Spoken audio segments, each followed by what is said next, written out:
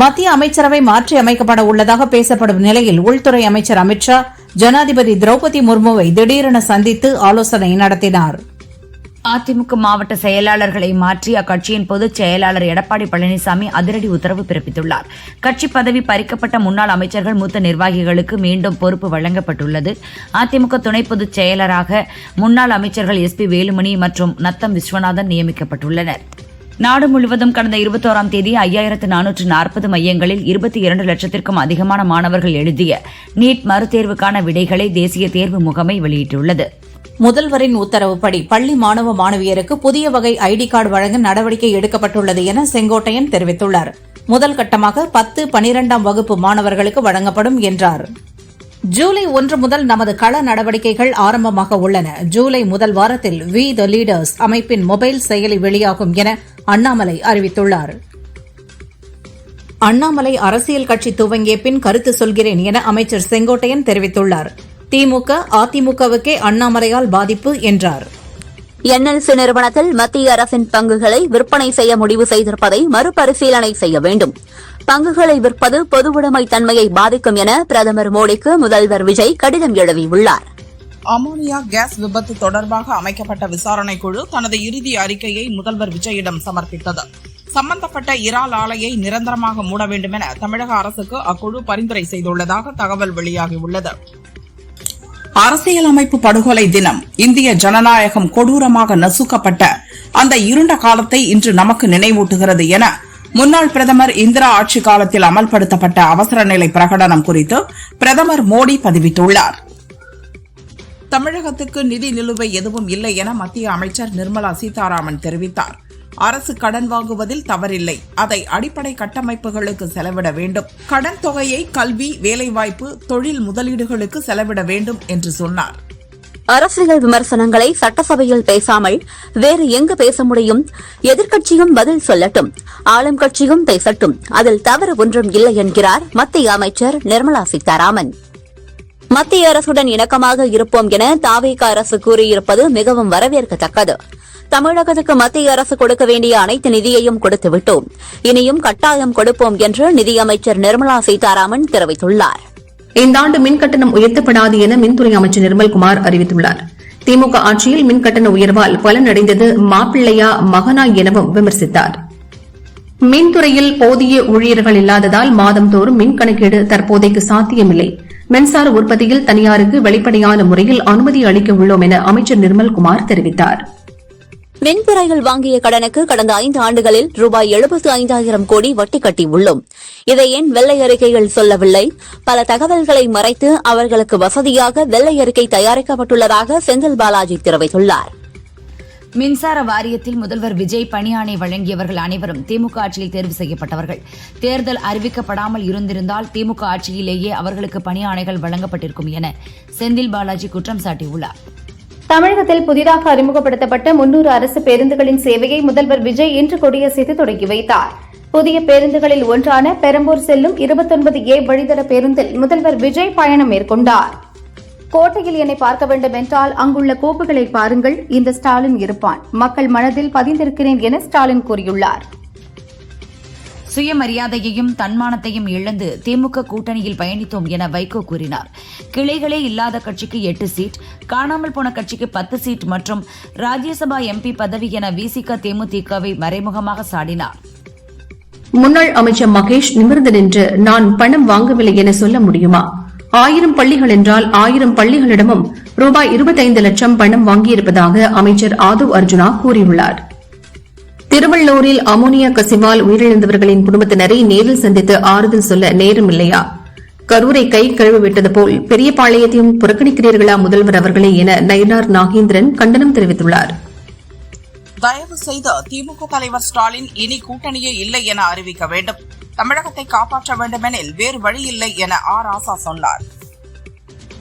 முன்னாள் அமைச்சர் வேலு, முன்னாள் பொறியாளர்கள் உட்பட 11 பேர் மீது 8 பிரிவுகளில் லஞ்ச ஒழிப்புத்துறை வழக்கு பதிவு செய்துள்ளது. 2022ஆம் ஆண்டு சாலை விரிவாக்கம் தொடர்பாக சங்கரானந்த் இன்ஃப்ரா நிறுவனத்திற்கான டெண்டரில் முறைகேடு என புகார் அளிக்கப்பட்டுள்ளது. பெருகி வரும் வன்கொடுமைகளை பார்த்தால் பெண் குழந்தைகளை வெளியே அனுப்பவே பயமாக இருக்கிறது என நயினார் நாகேந்திரன் தெரிவித்துள்ளார். மக்கள் வயிற்றில் நெருப்பை கட்டிக்கொண்டு வாழ்கின்றனர் என்றார். திமுக தலைவர் ஸ்டாலின் விரைவில் சட்டசபை வருவார் என திமுக முன்னாள் அமைச்சர் KN நேரு கூறியுள்ளார். திமுக ஆட்சியில் பள்ளி கட்டிட அனுமதிக்கு லஞ்சம் கேட்டனர் என ஸ்ரீதர் வேம்பு குற்றம் சாட்டியுள்ளார். தென்காசியில் பள்ளி கட்ட விண்ணப்பித்த போது நகர ஊரமைப்பு துறையில் பணம் கேட்டனர். தாவேக ஆட்சியில் எந்த பணமும் இன்றி பள்ளிக்கு அனுமதி அளித்துள்ளனர் என்றார். சட்டசபையில் சினிமா போல் வசனங்கள் பேசுவது அநாகரிகமான செயல். அப்பாவை காணோம் என முதல்வர் விஜய் பேசியது தேவையில்லாத ஒன்று என நயினார் நாகேந்திரன் தெரிவித்துள்ளார். குரூப் 1 தேர்வுக்கான காலி பணியிடங்கள் எண்ணிக்கை விரைவில் அதிகரிக்கப்படும் என TNPSC அறிவித்துள்ளது. 26 பணியிடங்களுக்கு மட்டுமே குரூப் 1 தேர்வு அறிவிக்கப்பட்டதால் பல்வேறு தரப்பில் கண்டனம் வலுத்த நிலையில் விரைவில் காலி பணியிட எண்ணிக்கை அதிகரிக்கப்படுகிறது. திருச்சியில் போக்குவரத்து இடையூறு ஏற்படுத்தியதாக அமைச்சர் ஆனந்துக்கு எதிராக கடந்த ஆண்டு பதியப்பட்ட வழக்கை சென்னை ஹைகோர்ட் ரத்து செய்தது. பார்ட்டி ஃபண்ட் என சொன்னவுடன் திமுக ஏன் எதிர்க்கிறது என ஆதவ் அர்ஜுனா கேள்வி எழுப்பியுள்ளார்.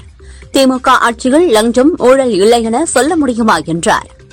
அமேசான் நிறுவனத்தின் தலைவர் மற்றும் தலைமைச் செயல் அதிகாரி ஆண்டி ஜாசி டெல்லியில் பிரதமர் மோடியை சந்தித்தார். இந்தியாவில் செயற்கை நுண்ணறிவு மற்றும் கிளவுட் கட்டமைப்பு மேம்பாட்டிற்காக கூடுதல் முதலீடு செய்ய உள்ளதாக அறிவித்தார்.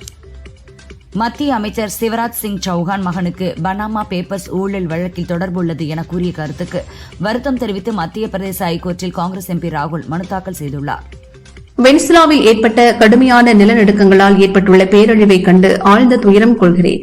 பாதிக்கப்பட்ட மக்களுக்கு தேவையான அனைத்து உதவிகளையும் வழங்க இந்தியா தயாராக உள்ளது என பிரதமர் மோடி தெரிவித்துள்ளார். நாடு முழுவதும் ஜூன் 28 5 வயதுக்குட்பட்ட குழந்தைகளுக்கு போலியோ சொட்டு மருந்து சிறப்பு முகாம் நடைபெறவுள்ளது. அரசு மருத்துவமனைகள், ஆரம்ப சுகாதார நிலையங்கள், அங்கன்வாடி மையங்கள், ரயில்வே நிலையங்களில் போலியோ சொட்டு மருந்து கொடுக்கப்படும். திருவண்ணாமலை கோயிலில் அரசு வேலைக்கு கடந்த ஆட்சியாளர்கள் லஞ்சம் பெற்று தேர்வு செய்த பட்டியலை ரத்து செய்வதாக அமைச்சர் ரமேஷ் அறிவித்துள்ளார். மீண்டும் நேர்மையான நேர்காணல் நடத்தி பணியிடங்களை நிரப்ப உத்தரவிட்டுள்ளார். நிதித்துறை, மின்வாரியம் போல இந்து சமய அறநிலையத்துறை சார்பிலும் வெள்ளை அறிக்கை வெளியிட வேண்டும் என இந்து மக்கள் கட்சி நிறுவன தலைவர் அர்ஜுன் சம்பத் வலியுறுத்தியுள்ளார். சொத்து குவிப்பு வழக்கை சென்னையிலிருந்து வேலூருக்கு மாற்ற வேண்டும் என்ற முன்னாள் அமைச்சர் துரைமுருகனின் கோரிக்கையை கோர்ட் நிராகரித்துள்ளது. வேலூர் நீதிமன்றத்திற்கு மாற்றக் கோரும் முன்னாள் அமைச்சர் துரைமுருகன் கோரிக்கையை சென்னை ஹைகோர்ட் நிராகரித்தது. பழிவாங்கலின் உச்சமே லஞ்ச ஒழிப்புத்துறை நடத்திய சோதனை. ஆதாரத்துடன் பேசும்படி அவையில் முதல்வரை கேள்வி எழுப்பியதால் ஏதோ ஒரு குற்றச்சாட்டை முன்வைத்து சோதனை செய்கின்றனர். இதற்கெல்லாம் பயப்பட மாட்டோம். நீதிமன்றத்திற்கு சென்று நான் நிரபராதி என்பதை நிரூபிப்பேன் என வேலு சொன்னார். திருச்சி மெட்ரோ ரயில் ஸ்ரீரங்கம் அரசு மருத்துவமனை உள்ளிட்ட பல கோரிக்கைகளோடு முதல்வரை சந்தித்தேன். அடுத்த நாளே அதிகாரிகள் என்னை அழைத்தனர். தமிழகத்தில் ஒரு செயல்படும் அரசையும் அமைச்சரவையையும் பார்க்கிறேன். செயல்படும் முதல்வராக இருக்கும் விஜய்க்கு நன்றி என துரை வைகோ கூறியுள்ளார். லஞ்ச ஒழிப்புத்துறை ரூபாய் 40 லட்சம் பறிமுதல் செய்யப்பட்டதாக கூறுவது வடிகட்டிய பொய். என் வீடு உள்பட எங்கேயும் ஒரு பைசா பணம் கூட பறிமுதல் செய்யப்படவில்லை என திமுக முன்னாள் அமைச்சர் வேலு தெரிவித்துள்ளார். வங்கதேசத்திற்கான இந்திய தூதராக சமீபத்தில் நியமிக்கப்பட்ட பாஜவை சேர்ந்த தினேஷ் திரிவேதிக்கு கேபினெட் அமைச்சருக்கு இணையான அந்தஸ்தை வழங்கி மத்திய அரசு உத்தரவிட்டுள்ளது. ஆஸ்கார் விருதுக்குழு உறுப்பினராக பிரபல சினிமா எடிட்டர் ஸ்ரீகர் பிரசாத் தேர்வாகியுள்ளார். 40 ஆண்டுகால சினிமாவில் 9 தேசிய விருது பெற்றவன் என்ற முறையில் இந்த அங்கீகாரம் மகிழ்ச்சி அளிக்கிறது என்றார். 36 பக்கங்கள் கொண்ட சாதாரண பாஸ்போர்ட் கட்டணம் 1500 ரூபாயிலிருந்து 2500 ரூபாயாகவும், தட்கல் முறைக்கு 5000 ரூபாயாகவும் உயர்த்தி வெளியுறவு அமைச்சகம் உத்தரவிட்டுள்ளது. இந்த புதிய கட்டண நடைமுறை ஜூலை 1 முதல் அமலுக்கு வருகிறது. அமெரிக்கா ஈரான் போர் நிறுத்த ஒப்பந்தத்தின் எதிரொலியாக வணிக கேஸ் சிலிண்டர் மீதான அனைத்து கட்டுப்பாடுகளையும் மத்திய அரசு நீக்கியுள்ளது. முன்னாள் அமைச்சர் வேலுவுக்கு தொடர்புடைய 20 இடங்களில் லஞ்ச ஒழிப்புத் துறையினர் சோதனை நடத்தியதில் நெடுஞ்சாலைத்துறை சார்ந்த ஆவணங்கள், டிஜிட்டல் ஆதாரங்கள் சிக்கின. அதேபோல் கணக்கில் வராத 40 லட்சம் ரூபாய் பணமும் சிக்கியதாக லஞ்ச ஒழிப்புத்துறை தெரிவித்துள்ளது. திருவள்ளூர் இறால் பதப்படுத்தும் ஆலையில் அமோனியா கேஸ் கசிந்த விபத்தில் பலியானோரின் எண்ணிக்கை 13ஆக உயர்ந்துள்ளது. சென்னை ஸ்டான்லி அரசு மருத்துவமனையில் சிகிச்சை பெற்று வந்த மேலும் ஒருவர் இறந்தார். துறைமுகம் தொகுதி தாவேக வேட்பாளரை தாக்கியதாக திமுக முன்னாள் அமைச்சர் சேகர் பாபு மீது பதிவான வழக்கை ரத்து செய்ய முடியாது என சென்னை ஹைகோர்ட் மனுவை தள்ளுபடி செய்தது. கும்பகோணம் சோழபுரத்தில் 50 லட்சம் ரூபாய் மதிப்பிலான 2500 கிலோ தடை செய்யப்பட்ட புகையிலைப் பொருட்களை போலீசார் பறிமுதல் செய்து எரித்து அழித்தனர். 65வது தேசிய மாநிலங்களுக்கு இடையிலான தடகள சாம்பியன்ஷிப் தொடரில் தமிழக வீராங்கனை கௌதமி ஜெயராமன் தங்கம் வென்றார். 800 மீட்டர் ஓட்டப்பந்தயத்தில் 2.04.17 நிமிடங்களில் இலக்கை கடந்து சாதனை படைத்தார். ஃபிஃபா கால்பந்து உலகக்கோப்பையை காண விண்ணப்பித்த 70% இந்தியர்களின் விசாவை கனடா நிராகரித்துள்ளதாக தகவல் வெளியாகியுள்ளது. திமுக ஆட்சியில் ஒவ்வொரு ஆண்டும் மின் தேவை அதிகரித்து வந்தது. சீரான மின் விநியோகத்திற்கு வித்திட்டது திமுக என முன்னாள் அமைச்சர் செந்தில் பாலாஜி தெரிவித்துள்ளார்.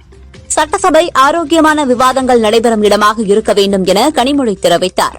தனி மனிதர்களை தலைவர்களை இழிவுபடுத்தக்கூடிய இடமாக, தனிப்பட்ட காழ்ப்புணர்ச்சிகளை பற்றி பேசக்கூடிய ஒரு இடமாக அது மாறிவிடக்கூடாது என்றார். ஸ்டாலின் உதயநிதி விமர்சனத்திற்கு கருத்து சொல்ல விரும்பவில்லை என வைகோ தெரிவித்தார். கட்சி நிர்வாகிகள் தொண்டர்கள் கோரிக்கையை ஏற்று பொதுக்குழுவில் முடிவெடுப்போம் என்றார். தாவேகா அரசு எப்போதும் மத்திய அரசுடன் இணக்கமாக செல்ல வேண்டும் என்றே விரும்புகிறது. இதை அவர்களது கூட்டணிகள் இருப்பவர்களும் மக்களும் விரைவில் புரிந்து கொள்வார்கள் என திமுக எம்பி கனிமொழி தெரிவித்தார். சர்வதேச விண்வெளி நிலையத்தில் பழுதடைந்துள்ள கெனடாம்-2 ரோபோட்டிக் கையின் மணிக்கட்டு பகுதியை பழுது பார்ப்பதற்காக நாசா விண்வெளி வீரர்கள் அடுத்த வாரம் விண்வெளியில் நடைபயணம் மேற்கொள்ள தயாராகி வருகின்றனர். அடுத்த ஆண்டு முதல் வினாத்தாள் கசிவு சம்பவங்களை தடுக்க அரசு பெரிய சீர்திருத்தங்களை மேற்கொண்டு வருகிறது என மத்திய கல்வி அமைச்சர் தர்மேந்திர பிரதான் தெரிவித்துள்ளார். அரசு கலைக்கல்லூரிகளில் மாணவர் சேர்க்கை 43% நிரப்பப்படாமல் இருப்பதாக வரும் செய்திகள் அதிர்ச்சி அளிக்கின்றன என அன்புமணி தெரிவித்துள்ளார். கல்வித்தரம் சீரழிந்ததே மாணவர் சேர்க்கை சரிவுக்கு காரணம் என்றார். தாய்மாமன் தங்க மோதிரம் திட்டத்தை தமிழக அரசு மறுபரிசீலனை செய்ய வேண்டும் என மனிதநேய மக்கள் கட்சித் தலைவர் ஜவாஹிருல்லா வலியுறுத்தினார். அரசு மருத்துவமனைகளை மேம்படுத்துவதே முன்னுரிமையாக இருக்க வேண்டும் என்றார். சென்னையில் AI தொழில்நுட்ப உதவியுடன் வாகனங்களில் அதிவேகமாக செல்வோர், சிக்னல் மற்றும் சாலை விதிகளை மீறுவோருக்கு தானியங்கி மூலம் அபராதம் விதிக்கப்படும் என மாநகராட்சி கமிஷனர் சமீரன் தெரிவித்துள்ளார். மதிமுகவை விமர்சித்து ராசா பேசியது நாகரிகமற்ற செயல், அரசியல் எல்லைகளை கடந்து இதை வன்மையாக கண்டிக்கிறேன் என அக்கட்சியின் முதன்மை செயலாளர் துரை வைகோ தெரிவித்துள்ளார். அமோனிய வாயு கசிவால் பலியானோர் குடும்பத்தினரை சந்திக்காத முதல்வர் விஜயின் ஆணவம், அலட்சியம் அதிர்ச்சி அளிப்பதாக பாரதிய ஜனதா மாநில தலைவர் நயனார் நாகேந்திரன் பேசினார். முதல்வர் தினசரி சினிமாக்காரர்களை சந்தித்து சிரித்து பேசி மகிழ்கிறார் என கூறினார். மதுரையில் மாரத்தான் போட்டியில் பங்கேற்ற சில மாணவ மாணவிகள் மயக்கமடைந்ததால் அவர்களுக்கு முதலுதவி செய்தேன். ஒரு பெண்ணின் தகப்பன் என்கிற முறையில் மனிதாபிமான உணர்வோடு நான் செய்த உதவிகள் தவறாக சித்தரிக்கப்படுவது வேதனை அளிப்பதாக அமைச்சர் விஸ்வநாதன் தெரிவித்தார். டிரான்ஸ்பார்மர் மட்டுமல்லாமல் மின் கண்டக்டர் கொள்முதலிலும் முறைகேடு நடந்துள்ளது. 9 இடங்களில் மின் கண்டக்டர் கொள்முதல் செய்ததில் முறைகேடு கண்டறியப்பட்டுள்ளதாக அமைச்சர் நிர்மல்குமார் தெரிவித்துள்ளார். TNPSC மூலம் வெளிப்படைத்தன்மையுடன் பணிக்கு ஆட்கள் தேர்வு செய்யப்படுவார்கள் என மின்சாரத்துறை அமைச்சர் நிர்மல்குமார் தெரிவித்தார். பணியிட மாறுதலுக்கு யாரிடமும் பணம் கொடுக்க தேவையில்லை என்றார். அதிமுக ஆட்சி அமைக்க திமுக உதவ முயற்சித்தது உண்மை என்றால் அது மிகப்பெரிய அரசியல் மோசடி என மதிமுக பொதுச் செயலாளர் வைகோ தெரிவித்துள்ளார். துறைமுகம் தொகுதி தாவேக வேட்பாளர் அசோக்குமாரை தாக்கியதாக பதியப்பட்ட வழக்கை ரத்து செய்யக் கோரி திமுக முன்னாள் அமைச்சர் சேகர் பாபு தொடர்ந்த வழக்கை சென்னை ஹைகோர்ட் தள்ளுபடி செய்தது. வழக்கை ரத்து செய்ய எந்த முகாந்திரமும் இல்லை என ஹைகோர்ட் தெரிவித்தது. திமுக ஆட்சியில் புதிய திட்டங்கள் ஏதும் இல்லாமலேயே செலவினங்கள் அதிகரித்துள்ளதாகவும் 5 ஆண்டுகளில் ரூபாய் 34,000 கோடி வருமானம் பற்றாக்குறை ஏற்பட்டதாகவும் அமைச்சர் நிர்மல்குமார் தெரிவித்தார். மின்சார வாரியத்திற்கு தற்போது 2,47,130 கோடி ரூபாய் கடன் உள்ளதாக மின்சார அமைச்சர் ஆர் நிர்மல்குமார் வெள்ளை அறிக்கையில் தெரிவித்துள்ளார். முன்னாள் பிரதமர் VP சிங்கின் பிறந்த நாளை முன்னிட்டு முதல்வர் விஜய் அவருக்கு புகழஞ்சலி செலுத்தினார். அவரது அர்ப்பணிப்பு இந்திய அரசியல் வரலாற்றில் என்றும் நிலைத்திருக்கும் என்றார். விவசாயிகள் நடத்தி வரும் போராட்டங்களை தாவேகா அரசு கவனிக்க வேண்டும். இதுகுறித்து எதிர்க்கட்சித் தலைவர் உதயநிதி சட்டசபையில் பேசியிருக்கிறார். ஆனால் முறையான பதில் அரசிடமிருந்து வரவில்லை என திமுக தலைவர் ஸ்டாலின் தெரிவித்தார். முன்னாள் அமைச்சர் ஏவ வேலுவின் வீட்டில் ரெய்ட் நடப்பது தொடர்பாக பேசிய திமுக தலைவர் ஸ்டாலின், ஆளும் கட்சியினரின் இந்த மிரட்டலுக்கெல்லாம் அஞ்சிடும் இயக்கமல்ல திமுக, இதைவிட பெரிய அடக்குமுறைகளையே பார்த்தவர்கள் நாங்கள் என தெரிவித்துள்ளார். தாவேகா அரசு வெளிப்படைத்தன்மையுடன் செயல்படுகிறது. சட்டசபையில் மாண்புடன் தான் பேசுகிறோம். தவறான தகவல்களை கூறும்போதுதான் எதிர்த்து பேசினோம் என அமைச்சர் ஆதவ் தெரிவித்தார். மொஹரம் பண்டிகையை முன்னிட்டு புதுச்சேரி, காரைக்கால், மாஹி, ஏனாம் ஆகிய பகுதிகளில் உள்ள அனைத்து அரசு பொதுத்துறை நிறுவனங்கள் மற்றும் கல்வி நிறுவனங்களுக்கு புதுச்சேரி அரசு விடுமுறை அறிவித்துள்ளது. விடுமுறையை ஈடு செய்ய ஜூலை 4ஆம் தேதி வேலை நாளாக அறிவிக்கப்பட்டுள்ளது. திமுகவினரின் தாக்குதல்களுக்கு நான் அஞ்ச மாட்டேன், மரணத்தை கண்டு அஞ்சாத நான் வெறும் திமுகவை கண்டு ஏன் அஞ்சப் போகிறேன் என ஜோஹோ நிறுவனர் ஸ்ரீதர் வேம்பு பதிவிட்டுள்ளார். திமுகவினர் லஞ்சம் கேட்டு துன்புறுத்தியதாக பதிவு வெளியிட்டதால் தனக்கு எதிராக அக்கட்சியினர் தாக்குதல் பதிவு வெளியிடுவதாகவும் குறிப்பிட்டுள்ளார். டெல்லியிலிருந்து அமிர்தசரஸ் சென்ற ஏர் இந்தியா விமானம் தவறுதலாக பாகிஸ்தான் வான்வெளிக்குள் நுழைந்த விவகாரத்தில் பணிக்குழுவினரையும் அமிர்தசரஸ் ஏடிசி அதிகாரியையும் பணியிடை நீக்கம் செய்த விமான போக்குவரத்து ஒழுங்குமுறை ஆணையம் நடவடிக்கை எடுத்துள்ளது. புவனேஸ்வரியில் உள்ள சங்கா பவனில் P.K. பாண்டியனின் மனைவியும் முன்னாள் IAS அதிகாரியுமான சுஜாதா, ஒடிசா மாநில முன்னாள் முதல்வர் நவீன் பட்நாயக் முன்னிலையில் பிஜு ஜனதா தளம் கட்சியில் முறைப்படி இணைந்தார். விண்வெளி கழிவுகள் இல்லாத செயற்கைக்கோள் பயண திட்டங்கள் குறித்து பிரிக்ஸ் விண்வெளி முகமைகளின் தலைவர்கள் கூட்டத்தில் விவாதித்ததாக இஸ்ரோ தலைவர் நாராயணன் தெரிவித்துள்ளார். மாண்டிகாவில் காவிரி ஆற்றில் செல்ஃபி எடுத்தபோது நீரில் மூழ்கி ஒரே குடும்பத்தைச் சேர்ந்த 5 பேர் பலியாகினர். விஜயம்மா என்பவர் ஆற்றில் வழுக்கி விழுந்த நிலையில் அவரை காப்பாற்ற சென்ற 5 பேரும் உயிரிழந்தனர். மேற்காசியாவில் சமீபத்தில் ஏற்பட்ட நிகழ்வுகளை தொடர்ந்து ஈரானில் சிக்கி தவித்த இந்தியர்களை மீட்க உதவியதற்காக ஆர்மீனிய பிரதமருக்கு நன்றி தெரிவித்ததாக பிரதமர் மோடி தெரிவித்துள்ளார். தேனி கம்பம் சிவகணேசன் கோவில் மகா கும்பாபிஷேகம் வெகு விமரிசையாக நடைபெற்றது. புனித நீர் பக்தர்கள் மீது தெளிக்கப்பட்டு தீர்த்தம் வழங்கப்பட்டது. ஜூன் 28ஆம் தேதி சென்னை பாலவாக்கம் ஆதி திராவிடர் அரசு பள்ளியில் போலியோ சொட்டு மருந்து முகாமை முதல்வர் விஜய் தொடங்கி வைக்கிறார். ஜூன் 28இல் விருதுநகர், தென்காசி, திருநெல்வேலி, நீலகிரி, கோவை, திருப்பூர், திண்டுக்கல், தேனி, மதுரை, கன்னியாகுமரியில் கனமழைக்கு வாய்ப்பு என வானிலை ஆய்வு மையம் தெரிவித்துள்ளது. கரூரில் அரசு ஒப்பந்ததாரரும் முன்னாள் அமைச்சர் செந்தில் பாலாஜியின் நெருங்கிய நண்பருமான MCS சங்கர் ஆனந்தின் வீடு உட்பட 4 இடங்களில் லஞ்ச ஒழிப்பு போலீசார் சோதனை நடத்தி வருகின்றனர். அரசு பஸ்ஸில் முதல்வர் விஜய் டிக்கெட் வாங்கினார். பின்னர் நடத்துனர் அருகே அமர்ந்து பஸ்ஸில் பயணம் செய்தார். நீலகிரி மாவட்டம் மாயார் கிராமத்தில் வளர்ப்பு நாயை வேட்டையாடுவதற்காக நள்ளிரவில் சிறுத்தை ஒன்று வீட்டிற்குள் புகுந்தது. வீட்டு உரிமையாளர் சாமர்த்தியமாக செயல்பட்டு சிறுத்தையை வீட்டிற்குள் பூட்டி வைத்தார். பின்னர் வனத்துறையினர் அங்கு வந்து சிறுத்தையை மீட்டு சென்றனர். திண்டுக்கல் மாவட்டம் நத்தம் அருகே பிஸ்கட் குடோனில் மின் கசிவால் ஏற்பட்ட தீ விபத்தில் 30 லட்சம் ரூபாய் மதிப்புள்ள பிஸ்கட், குளிர்பானங்கள் மற்றும் மினி வேன், பைக் உள்ளிட்டவை முற்றிலும் கருகியது. சம்பவம் குறித்து போலீசார் விசாரித்து வருகின்றனர். திருவள்ளூரில் அமோனியா கசிவு ஏற்பட்ட ஆலையை நிரந்தரமாக மூட 3 பேர் கொண்ட குழு தமிழக அரசுக்கு பரிந்துரை செய்துள்ளது. தமிழகம் முழுவதும் அபாயகரமான ரசாயனங்களை பயன்படுத்தும் 1774 ஆலைகளை ஆய்வு செய்யவும் பரிந்துரை செய்யப்பட்டுள்ளது. கோவாவில் பாக கடற்கரையில் பாறைகளுக்கு இடையே அமர்ந்து ரீல்ஸ் எடுத்த சஹாஸ் அஷ்பாக் என்ற சுற்றுலா பயணி ராட்சசாலையில் சிக்கினார். பல மணி நேரங்களுக்கு பின் அவரின் உடல் கரை ஒதுங்கியது. தங்கம் விலை சவரனுக்கு 1680 ரூபாய் குறைந்து ஒரு சவரன் 1,05,120 ரூபாய்க்கும், கிராமுக்கு 210 ரூபாய் குறைந்து ஒரு கிராம் 13,140 ரூபாய்க்கும் விற்பனையாகிறது. வெள்ளி கிராமுக்கு 10 ரூபாய் குறைந்து ஒரு கிராம் 230 ரூபாய்க்கு விற்பனை செய்யப்படுகிறது. கோவை மாவட்டம் சோமையனூர் குடியிருப்பு பகுதிக்குள் நள்ளிரவில் புகுந்த சிறுத்தை ஒன்று ஈஸ்வரன் என்பவரது வீட்டில் இருந்த கோழிகளை கவ்வி சென்றுள்ளது. இது தொடர்பான வீடியோ வெளியாகியுள்ள நிலையில் அப்பகுதி மக்கள் அச்சத்தில் உள்ளனர். ராமேஸ்வரத்தைச் சேர்ந்த மீனவர்கள் கடலில் மீன்பிடித்துக் கொண்டிருந்த போது தமிழக மீனவர்கள் மீது இலங்கை கடற்படை வீரர்கள் எல்லை தாண்டி தாக்குதல் நடத்தியதாக புகார் எழுந்துள்ளது. அரசு கலை அறிவியல் கல்லூரி உதவி பேராசிரியர் தேர்வு நேரடி நியமன நடைமுறைகள் வெளிப்படைத்தன்மையுடன் மேற்கொள்ளப்பட்டு வருவதாக ஆசிரியர் தேர்வு வாரியம் விளக்கம் அளித்துள்ளது.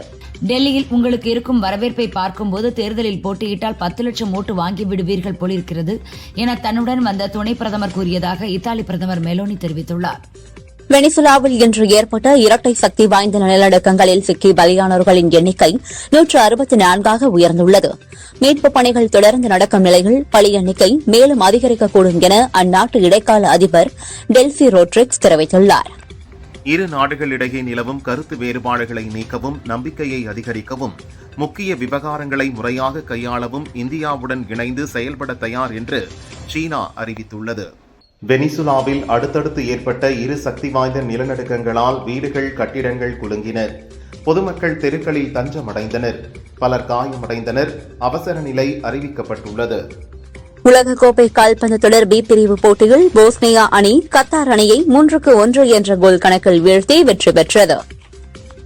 உலகக்கோப்பை கால்பந்து தொடரில் சி பிரிவு போட்டியில் மொரோக்கோ அணி ஹைதி அணியை 4-2 என்ற கோல் கணக்கில் வீழ்த்தியது. நடிகர் விஷ்ணு விஷால் வெளியிட்ட அறிக்கையில் கடந்த 3-4 ஆண்டுகளாக ஆட்டோ இம்யூன் நோயால் பாதிக்கப்பட்டுள்ளேன். அந்த மருந்துகளின் பக்க விளைவால் முகத்தில் சோர்வு தெரிகிறது. உடல்நிலை விரைவில் குணமாகிவிடும் என கூறியுள்ளார். நடிகை தமன்னா சமீபத்தில் அளித்த ஒரு பேட்டியில் படங்களில் இடம்பெறும் பாடல்களை ஐட்டம் சாங் என்று அழைப்பது பிடிக்கவில்லை. அந்த சொல் பெண்களுக்கு மரியாதைக்குரியது அல்ல. நடிகைகளை வெறும் கவர்ச்சி பொருளாக பார்க்காமல் அவர்களின் நடிப்பு திறமைக்கு முக்கியத்துவம் அளிக்க வேண்டும் என்கிறார்.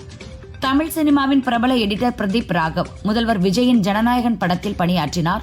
இந்த படம் லீக் ஆன விவகாரத்தில் இவரது உதவியாளர்கள் கைதாகினர். எடிட்டர் என்ற முறையில் இவரை தென்னிந்திய எடிட்டர் சங்கம் தற்காலிகமாக நீக்கியது. தற்போது இந்த சங்கத்தில் அவர் மன்னிப்பு கடிதம் கொடுத்துள்ளார். இதை ஏற்று இவர் மீதான நீக்கத்தை ரத்து செய்துள்ளனர். இதையடுத்து ரஜினியின் தர்மன் படத்திற்கு இவர் எடிட்டராக அறிவிக்கப்பட்டுள்ளார். நடிகை சுமித்ராவின் மகளான நடிகை உமா கடல் பூக்கள், தென்றல், கோவை பிரதர்ஸ் உள்ளிட்ட படங்களில் நடித்தார். திருமணமான பின் சினிமாவை விட்டு ஒதுங்கியவர் தற்போது புற்றுநோயால் பாதிக்கப்பட்டுள்ளார்.